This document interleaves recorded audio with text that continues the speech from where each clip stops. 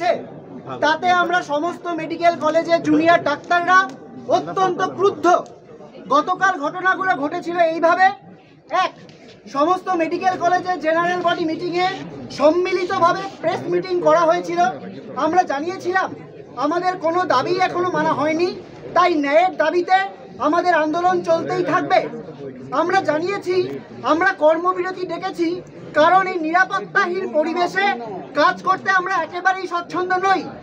আমাদের বোন ডিউটিরত অবস্থায় নির্মমভাবে ধর্ষিতা ও খুন হয়েছে এবং কলকাতা পুলিশের তদন্তের স্বচ্ছতা নিয়ে অজস্র প্রশ্ন আছে।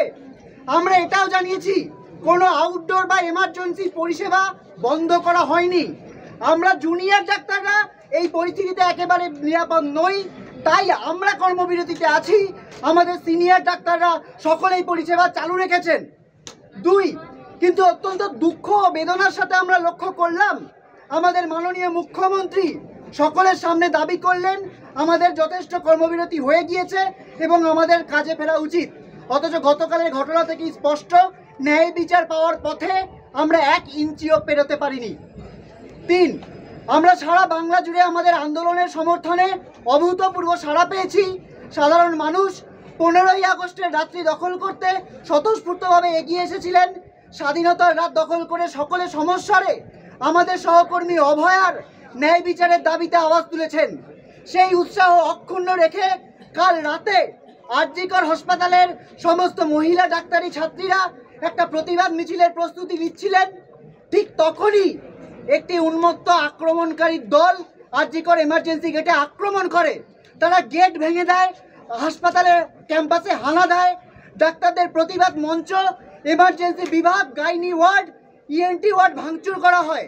শুধু তাই নয়, চিকিৎসক, রোগী, নার্স, রোগীর স্বজনদের মারধর করা হয়, চেয়ার টেবিল ভাঙা হয়, পাথর ছোড়া হয়। শুধু তাই নয়, ক্যাম্পাসের বিভিন্ন স্থানে আগুন দেওয়া হয়। সবাই প্রাণ বাঁচাতে লুকিয়ে পড়ে। আর এই সমস্ত ঘটনায় কলকাতা পুলিশ নির্লজ্জের মতো দর্শকের ভূমিকা পালন করে যায়।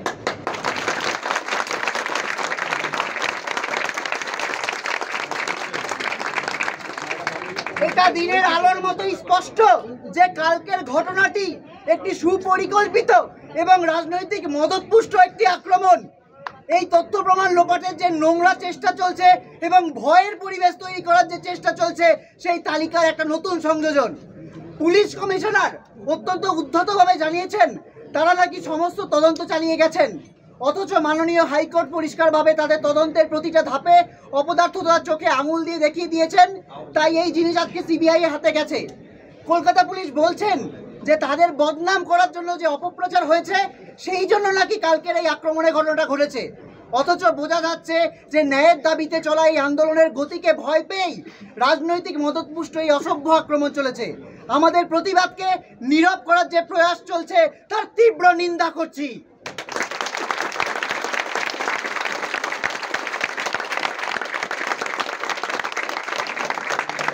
গতকাল আরজিকর মেডিকেল কলেজে সমস্ত আন্দোলনরত চিকিৎসক, নার্স সহ সাধারণ মানুষ ও রোগীরা আক্রান্ত হয়েছেন। আমরা সমস্ত পশ্চিমবঙ্গের বাকি সমস্ত কলেজের যে জুনিয়র ডাক্তাররা সর্বতভাবে তাদের পাশে এসে দাঁড়াচ্ছি।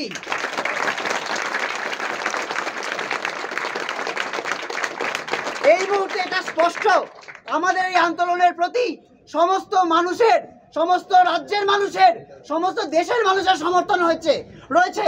তাই আমরা আমাদের এই ন্যায্য বিচারের দাবি থেকে কখনোই পিছিয়ে হটবো না। We want justice for our. We want